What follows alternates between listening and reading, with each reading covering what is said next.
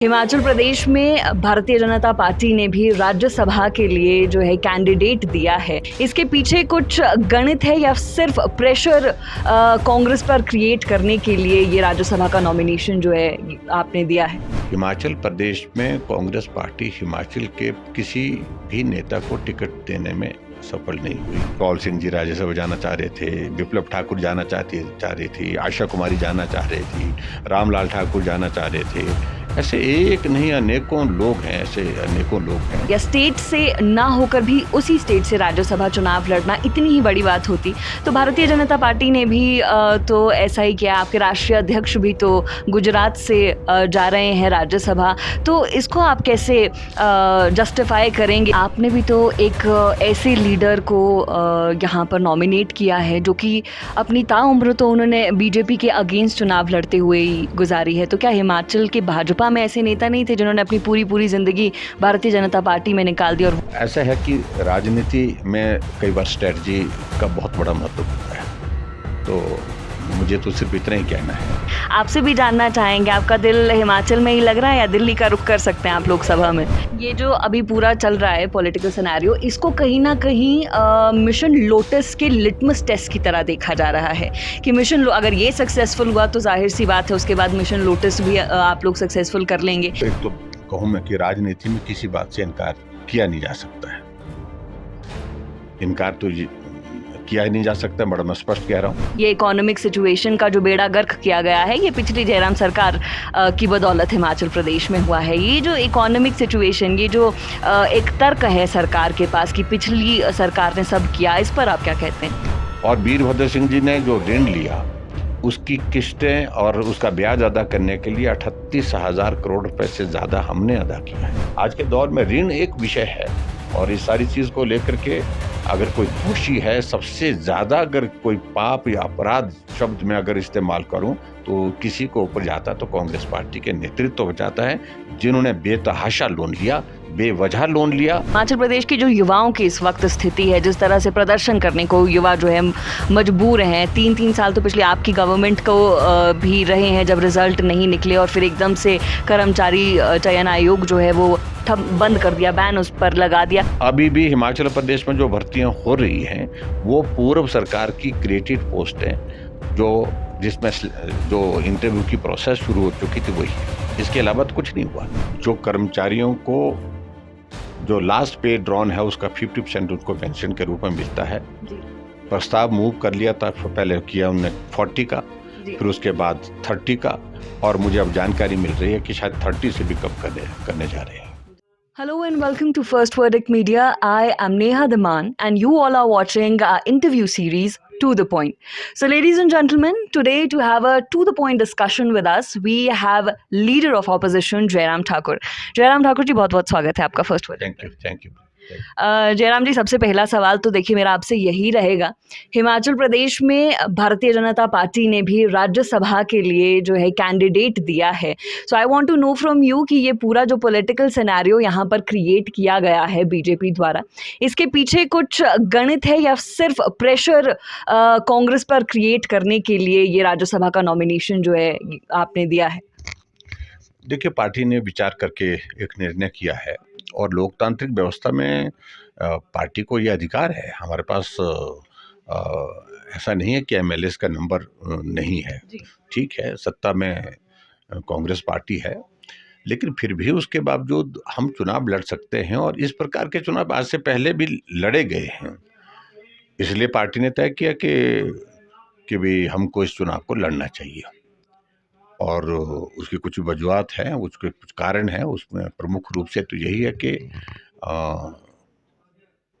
हिमाचल प्रदेश में कांग्रेस पार्टी हिमाचल के किसी भी नेता को टिकट देने में सफल नहीं हुई। यानी कि बहुत सारे लोग कांग्रेस पार्टी के हिमाचल प्रदेश में टिकट के लिए उम्मीदवार थे, सीनियर लीडर्स, उनको टिकट नहीं दिया और जिनका हिमाचल से कोई वास्ता ही नहीं, ताल्लुक ही नहीं, वो चुनाव लड़ रहे हैं। एक बात। और दूसरी बात, वो व्यक्ति चुनाव लड़ रहे हैं जिनके साथ बहुत सारी कंट्रोवर्सी जुड़ी हुई है। मैं उन सारी चीज़ों में जाना भी नहीं चाह रहा हूँ। कंट्रोवर्सीज के साथ साथ में जो सबसे महत्वपूर्ण चीज़ है कि वर्तमान सुक्खू सरकार की पहली जो घोषणा हुई थी वाटर सेस को लेकर के, कि हम वाटर सेस लगाएंगे और स्टेट के रिसोर्सेज जो है वो उनको मजबूत करेंगे। और इसलिए हम बात को समझ नहीं पाए कि ये जो श्रीमान जी राज्यसभा का जो चुनाव लड़ने के लिए यहाँ आए हैं, ये प्राइवेट जो कंपनीज जो है जो सेस के अगेंस्ट कोर्ट में गई हैं उनके वकील हैं, और इस बात को ना मुख्यमंत्री स्पष्ट कर पा रहे हैं, ना वो वकील साहब जो चुनाव लड़ रहे हैं राज्यसभा का वो स्पष्ट कर पा रहे हैं कि प्रदेश सरकार के पहले निर्णय के खिलाफ वो कोर्ट में गए हुए हैं वकील बन करके। तो इसलिए इस बात को लेकर के भी एक बहुत बड़ी कंट्रोवर्सी है। पार्टी ने विचार किया कि ऐसे में हमको चुनाव लड़ना चाहिए, और हर्ष महाजन जी हमारे हिमाचल के हैं, पार्टी के साथ जुड़े हैं और पार्टी में काम कर रहे हैं, और हम अपनी जो स्ट्रेंथ है उसको शो करेंगे, दैट्स ऑल। ये जो सेस वाली बात आपने कही है कि वो एक पहले से ही केस लड़ रहे हैं कोर्ट में, इस पे भी बात करेंगे, लेकिन इससे पहले आपने कहा कि वो हिमाचल से नहीं है, हिमाचल से उनका कोई ताल्लुक नहीं है।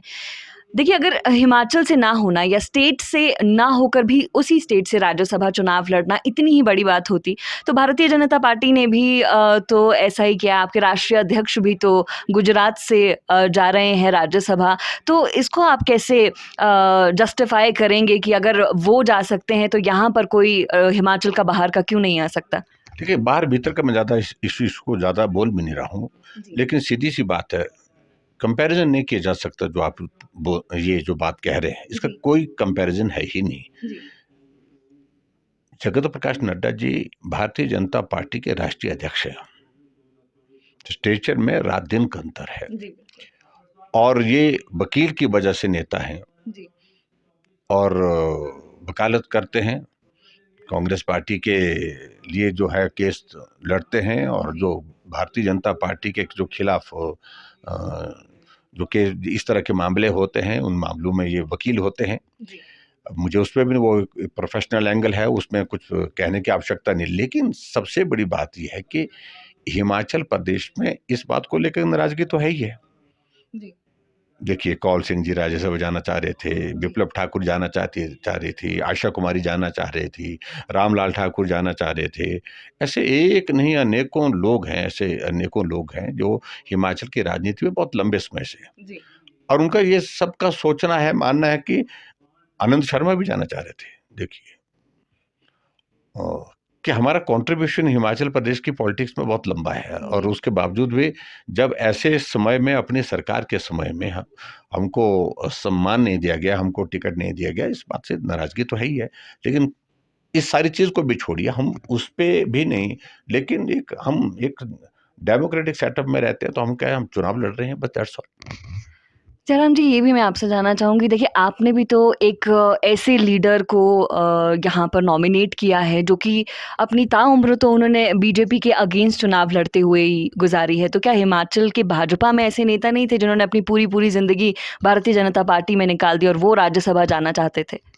देखिए, ऐसा है कि राजनीति में कई बार स्ट्रेटजी का बहुत बड़ा महत्व होता है, तो मुझे तो सिर्फ इतना ही कहना है, ये पार्टी की एक स्ट्रेटजी है, और उस स्ट्रेटजी के तहत पार्टी के केंद्रीय नेतृत्व ने तय किया है, प्रदेश के नेतृत्व के साथ चर्चा करने के पश्चात, और इससे ज़्यादा कुछ नहीं कहना है। और जब से हर्ष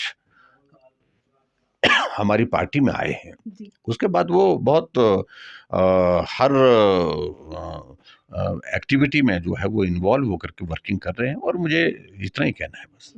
ये जो स्ट्रैटेजी की जिसकी आप बात कर रहे हैं, बस यही हम आपसे जानना चाहते हैं कि क्या स्ट्रैटेजी ये है? देखिए, 10 कम से कम विधायक आपको चाहिए होंगे अगर बहुमत आपको चाहिए राज्यसभा के लिए, तो क्या कांग्रेस के 10 विधायक हैं, जो 3 निर्दलीय विधायक हैं, उनको तोड़ने में आप कामयाब रहेंगे? 10 विधायकों का आप जो है मानकर चल रहे हैं कि आपके साथ आ जाएंगे वो?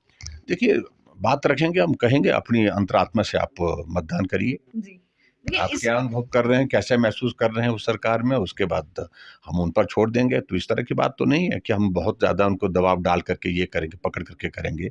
हम अपनी बात कह रहे हैं कि अंतरात्मा, और अंतरात्मा की आवाज़ से भी अगर मैं समझता हूँ कि अगर वो डालो तो बहुत फ़र्क पड़ेगा।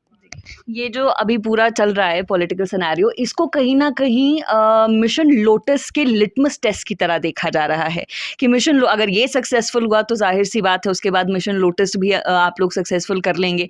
भारतीय जनता पार्टी हमेशा क्लेम करती है कि कांग्रेस की शुरुआत से लेकर जब से सत्ता में आई है कांग्रेस, तभी से लेकर आप लोग क्लेम कर रहे हैं कि बहुत से विधायक जो हैं आपके संपर्क में हैं।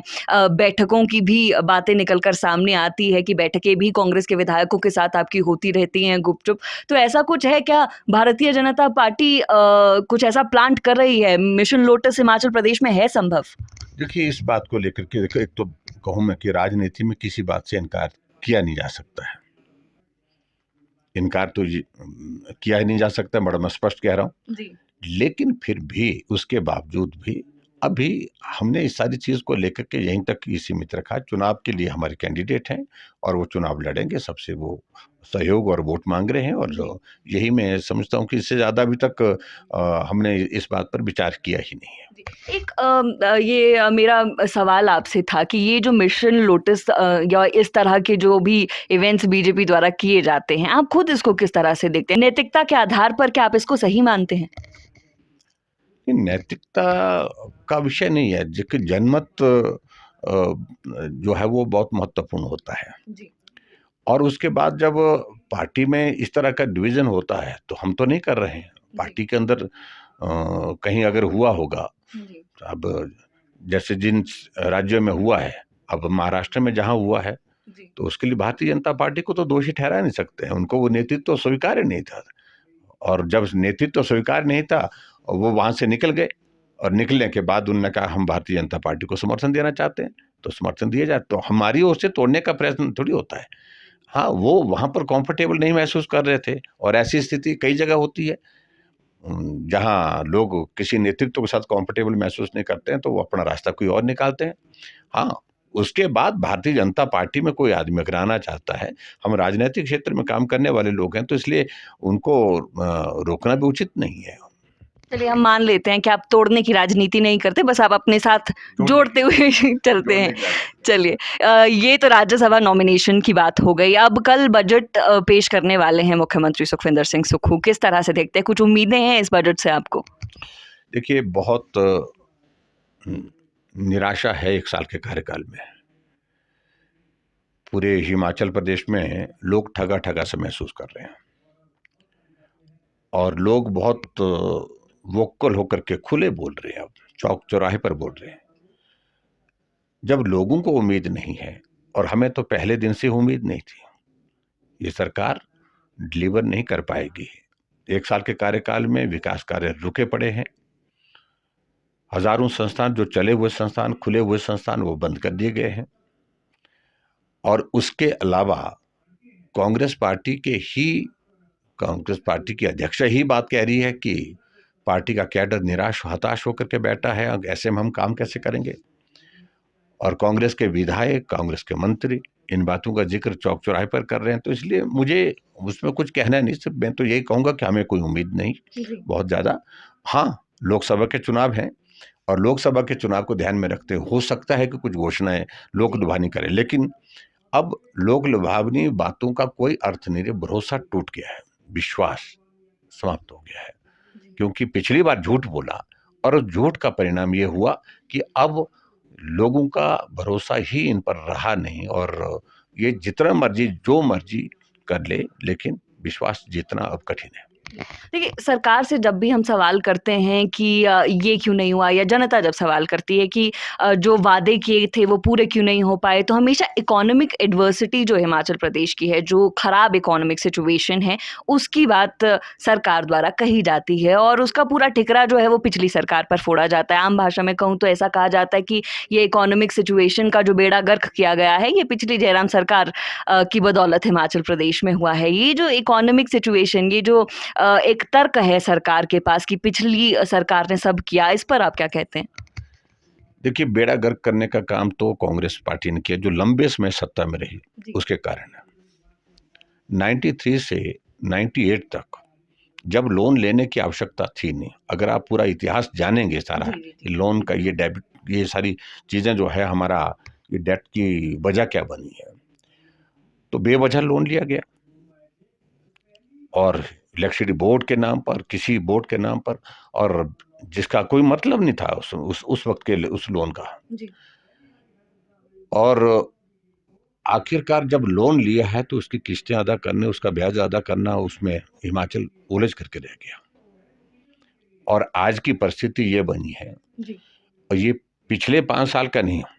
और आपकी जानकारी के लिए मैं बता दूं, जो लोग बोलते हैं वो तो राजनीतिक दृष्टि से बोलते हैं। आप मीडिया को ये स्पष्ट रहना चाहिए, आप कैलकुलेशन देखें, निकालें।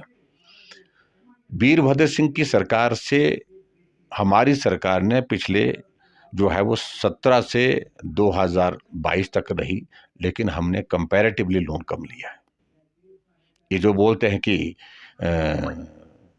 लोन जो है 75,000 करोड़ बन गया, जब हमने सत्ता छोड़ी थी तो 69,600 करोड़ रुपीस का ऋण था। और वीरभद्र सिंह जी ने जो ऋण लिया उसकी किस्तें और उसका ब्याज अदा करने के लिए 38,000 करोड़ रुपए से ज्यादा हमने अदा किया है। ये परिस्थिति है, आपको बताऊं मैं। तो इसलिए जो ये कह रहे हैं, ये हमें कह रहे हैं कि भी हमने बेड़ा गर्क कर दिया। बेड़ा गर्क तो अब हो रहा, 14 महीने में 14,000 करोड़ रुपए का ऋण ले लिया। हम 4 महीने बाद, 5 महीने बाद, 6 महीने बाद ऋण लेते थे, यहाँ हर महीने ऋण लिया गया। और हिमाचल प्रदेश के इतिहास में अब तक का सबसे ज्यादा ऋण लेने का कि जो जिसको हम कहते हैं रफ्तार जिसको कह सकते हैं, वो वर्तमान सरकार की है, सुखू सरकार की है। और ये सारी चीजें तो वो आदमी कहे जो खुद वो नहीं कर रहे हो। अरे आप ऋण इतना ज्यादा ले रहे हैं और उसके बावजूद हमको ये समझा रहे हैं, लोगों को समझा रहे हैं। और ऐसे में उनके मुझे लगता है कि जहन में सारी चीजें अब स्पष्ट हो गई होंगी, और पिछले 1 साल से यही रोना रो रहे हैं। लेकिन सबसे बड़ी बात तो यही है कि अब 1 साल का कार्यकाल कांग्रेस पार्टी का पूरा हो गया। अब लोग जानना चाहते हैं कि भाई पीछे जयराम की सरकार का 1 साल जो है वो विपक्ष में गुजर गया, वो हमारी पार्टी का। अब आप क्या कर रहे हैं, आप बताइए। आपका काम जानना चाहते हैं, देखना चाहते हैं। आप कुछ कर ही नहीं रहे हैं, जो चले हुए काम सारे बंद किए हुए हैं। इसलिए सारी चीजों का मुझे लगता है कि आज के दौर में ऋण एक विषय है, और इस सारी चीज को लेकर के अगर कोई दोषी है, सबसे ज्यादा अगर कोई पाप या अपराध शब्द में अगर इस्तेमाल करूं तो किसी को ऊपर जाता तो कांग्रेस पार्टी के नेतृत्व पर जाता है, जिन्होंने बेतहाशा लोन लिया, बेवजह लोन लिया। और आज हिमाचल प्रदेश उस लोन के जाल में इस तरह से जकड़ करके रख दिया, उलझ करके रह गया है कि जिसे बाहर आना मुश्किल है। आप मुख्यमंत्री रहे हैं हिमाचल प्रदेश के, इकोनॉमिक सिचुएशन ठीक नहीं है। आप मुख्यमंत्री होते तो इस सिचुएशन से बाहर निकालने के लिए स्टेट को आप क्या करते? क्या एडवाइस है आपका हिमाचल गवर्नमेंट को? डेफिनेटली रिसोर्सेज जनरेट करने पड़ेंगे आपको, और कुछ एक सेक्टर है जहां पर रिसोर्सेज जनरेट करने की जो स्कोप है उस पर फोकस करना चाहिए, और जिसका बर्डन लोगों के ऊपर भी नहीं पड़े। अब जैसे यहाँ पर इन्होंने सीधा किया, डीजल की कीमतों पर सीधा 2 बार बढ़ोतरी करके 7 रुपए बढ़ोतरी कर दी है 1 लीटर पर डीजल। उससे कोशिश की उनने, लेकिन उसका बोझ हर आदमी पर पड़ता है। तो इसलिए मुझे लगता है कि और सेक्टर हमको आइडेंटिफाई करना चाहिए जहां हम कुछ थोड़ी बहुत इस प्रकार से सोर्स जनरेट करने के लिए काम कर सके। वो इस तरह से फोकस किया नहीं उनने।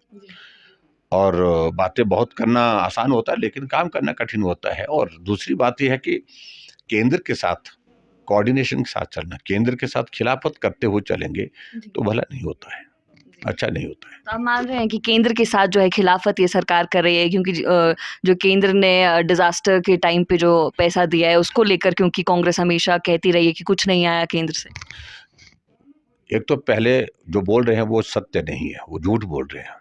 हिमाचल प्रदेश को लगभग 1800 करोड़ रुपए केंद्र सरकार ने अलग अलग समय में इस त्रासदी के दौरान दिया है, त्रासदी के बाद दिया है। लेकिन हिमाचल प्रदेश के लिए सबसे बड़ी केंद्र की जो देन है कि जब 2014 में प्रधानमंत्री नरेंद्र मोदी जी बने, हमारा स्टेट गवर्नमेंट की और सेंट्रल गवर्नमेंट की जो स्कीम्स की जो शेयर था वो 50-50 था, 60-40 था। अब वो 2014 के पश्चात वो 90-10 रह गया है।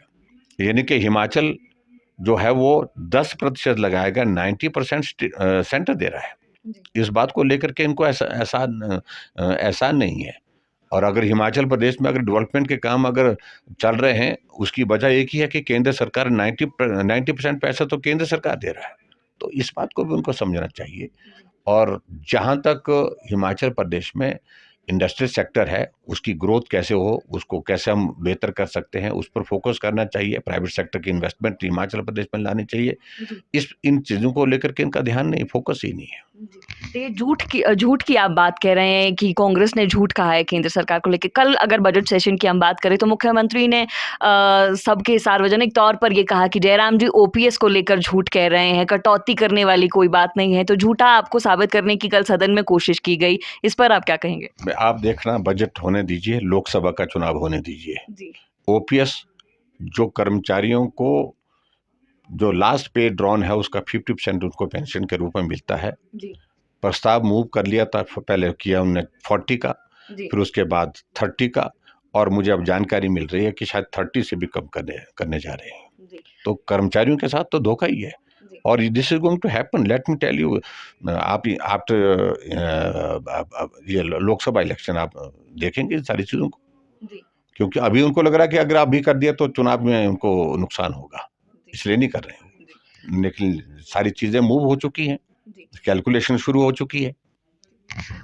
जयराम जी देखिए, लोकसभा का इलेक्शन जो है नज़दीक आ रहे हैं और कहीं न कहीं कयास लगते रहते हैं। आपसे भी जानना चाहेंगे, आपका दिल हिमाचल में ही लग रहा है या दिल्ली का रुख कर सकते हैं आप लोकसभा में? क्योंकि ज़ाहिर-सी बात है, कई तो लोग चाहते ही हैं कि दिल्ली का रुख आप कर लें। जहाँ पार्टी हमको रखती है, वहीं मेरे बारे में जो भी निर्णय आज तक किया है पार्टी ने किया है। और हमको जो पार्टी ने जो जिम्मेवारी दी है, हमने आनंद के साथ उस दायित्व का निर्वहन किया है, उस जिम्मेवारी को निभाया है। जी। और इस बात को आप देख रहे होंगे कि हिमाचल प्रदेश में अभी 1 साल ही हुआ कांग्रेस पार्टी की सरकार का, जी।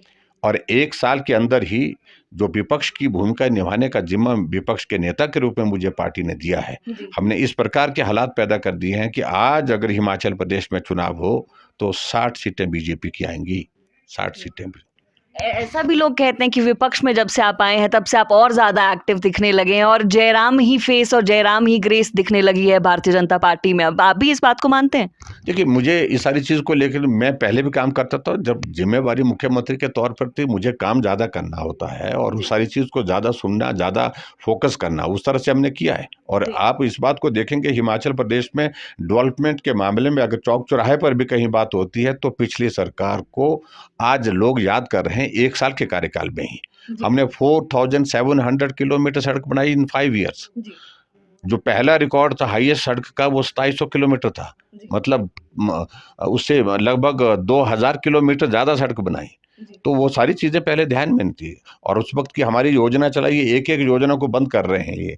वर्तमान में सरकार के पास ना विज़न है, जी। ना काम करने की इच्छा शक्ति है।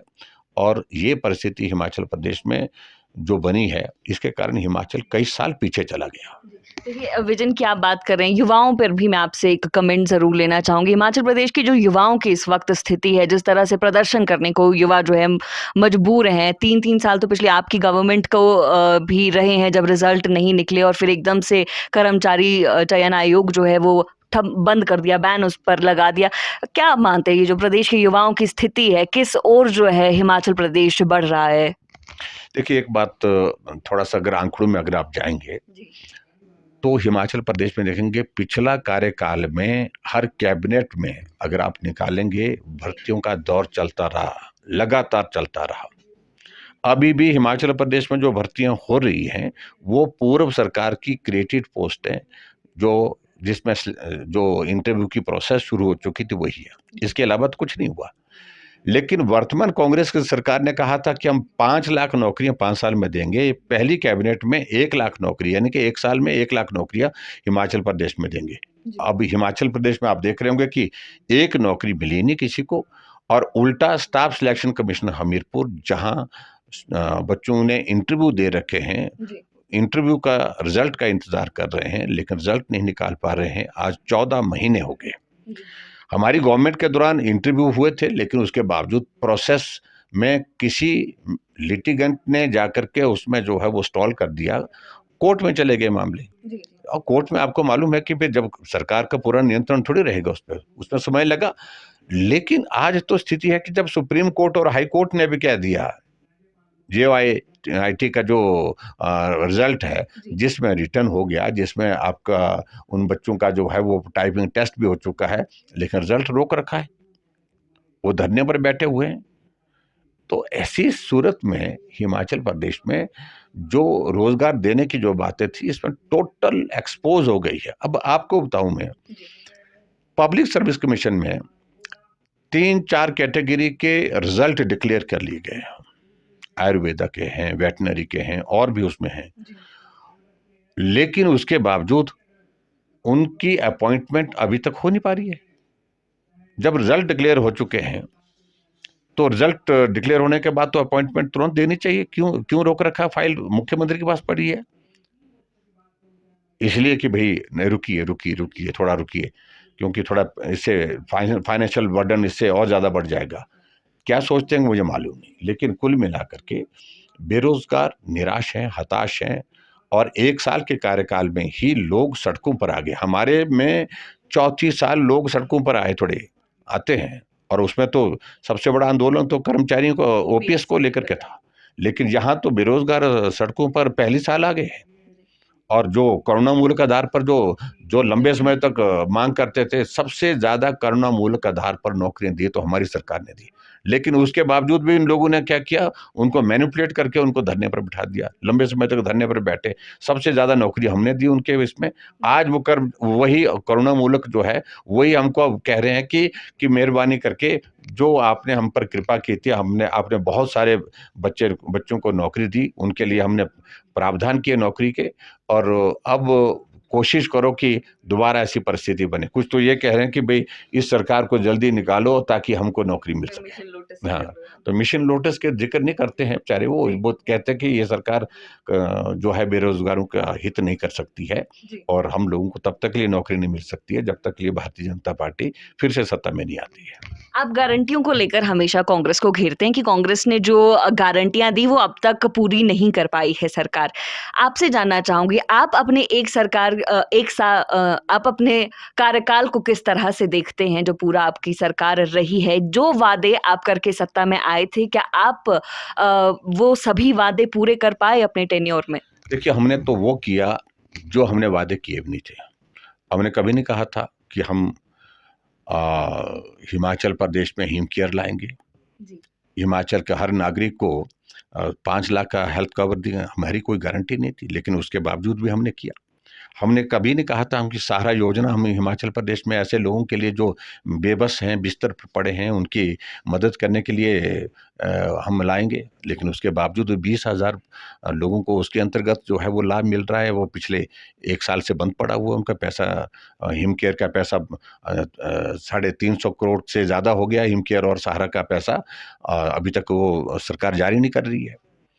हमने कभी नहीं कहा था कि महिलाएं आबादी का आधा हिस्सा है और इसलिए आपका आने जाने का बसों का किराया हम आधा कर देंगे, लेकिन हमने बिना गारंटी के किया। हमने कभी नहीं कहा था कि हिमाचल प्रदेश एक पावर सरप्लस स्टेट है और इसमें हिमाचल प्रदेश में हम जो गरीब लोग हैं, एक कैटेगरी है जिसमें 125 यूनिट से कम जहां खर्च होता है, हमारी बिजली की खपत कम होती है, उनको हम फ्री बिजली देंगे। हमने दी। हमने ग्रामीण क्षेत्रों में पेयजल योजना, हमने कहा पानी तो पिलाने का कितना 35 करोड़ रुपए रेवेन्यू आता था, और 35 करोड़ रुपए रेवेन्यू आता था। हमने कहा कि पानी का नल और पानी पिलाना पुण्य का काम है, हमने पानी हम बिना पैसे का किया। तो हमने तो वो चीजें की जो गारंटी, जिसकी गारंटी दी ही नहीं थी। और कंपैरिजन नहीं है। टूरिज्म के सेक्टर में नई मंजिलें, नई राहें, वो हमने शुरू किया। जनमंच का कार्यक्रम हमने शुरू किया, और इस तरह से ADB का प्रोजेक्ट हम केंद्र से लाए। बहुत सारे चीज़ों को लेकर के कंपैरिजन नहीं। मैंने कहा कि 4700 किलोमीटर रोड इन 5 ईयर्स, ये कभी नहीं बनी आज से पहले, लेकिन हमने बनाई। रोड की कंडीशन मेंटेन की, कॉलेज खोले, यूनिवर्सिटी खोली, हमने सारी चीज़ें खोली। यहाँ तो बंद करने का कार्यक्रम चला हुआ, 1000 से ज़्यादा संस्थान बंद कर दी हिमाचल प्रदेश में।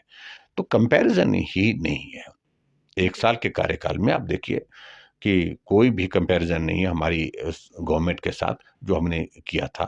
हिमाचल प्रदेश में। इसलिए लोग अनुभव कर रहे हैं कि पिछली सरकार में बहुत बेहतर चीज़ें हुई थी।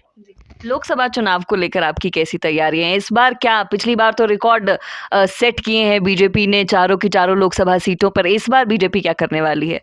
देखिए, हम 2014 में चारों सीटें जीते थे। 2019 में हमने पूरे देश का रिकॉर्ड तोड़ा। हाईएस्ट वोट शेयर के साथ 70% वोट शेयर के साथ हमने चारों सीटें जीती और हिमाचल की 68 सीटों पर जीत हासिल की। और अब की बार भी हमारा टारगेट ये है कि हम वैसे ही बड़े मार्जिन के साथ चारों सीटों पर जीत हासिल करें और जीतेंगे भी। एक लास्ट कमेंट मैं आपसे लेना चाहूँगी। ये राम मंदिर को लेकर एक तो आपके मैं विचार जानना चाहूँगी और इसी के साथ-साथ हिमाचल प्रदेश के जो 3 नेता हैं जो कि उस आयोजन में शामिल हुए हैं, उन पर भी मैं आपसे जानना चाहूँगी कि क्या आप इससे समझते हैं? देखिए, राम मंदिर के बारे में तो मुझे सिर्फ इतना ही कहना है कि एक भारतीय जनता पार्टी का एक बहुत लंबे समय से एक एजेंडा था ये। 1989 में भारतीय जनता पार्टी की राष्ट्रीय कार्यकारिणी की बैठक हिमाचल प्रदेश में पालमपुर में हुई थी और उस पालमपुर की बैठक में प्रस्ताव पारित किया कि भारतीय जनता पार्टी राम मंदिर के निर्माण के मुद्दे को लेकर के इसको प्रस्ताव का हिस्सा मानती है और ये मुद्दा तब तक के लिए हमारा जारी रहेगा, तब तक के लिए इस मुद्दे पर हम काम करते रहेंगे जब तक के लिए मंदिर निर्माण का कार्य पूरा नहीं होता। वो कार्य पूर्ण हुआ। भगवान रामचंद्र जी के जन्म स्थान पर मंदिर का निर्माण होने के पश्चात प्राण प्रतिष्ठा का कार्यक्रम हुआ। इसके लिए मैं प्रधानमंत्री नरेंद्र मोदी जी को जहाँ बधाई देता हूँ और सनातन को मजबूती मिली है और सनातन के साथ साथ में लोगों में एक बहुत बड़ा एक आस्था का, श्रद्धा का जो केंद्र था उसको एक सम्मान मिला है। उस दृष्टि से एक बहुत बड़ा एक ये काम हुआ है और उस काम में हर व्यक्ति शामिल हो सकता था। हिमाचल प्रदेश के भी कांग्रेस पार्टी के 3 लोग उसमें प्राण प्रतिष्ठा के कार्यक्रम में उसमें शामिल हुए थे और मुझे इस बात की खुशी है, राममयी हुए और मुझे लगता है कि आने वाले समय में इसका असर दिखेगा। जी, बहुत-बहुत धन्यवाद Jairam ji. Thank you so much for being here. Thank you so much.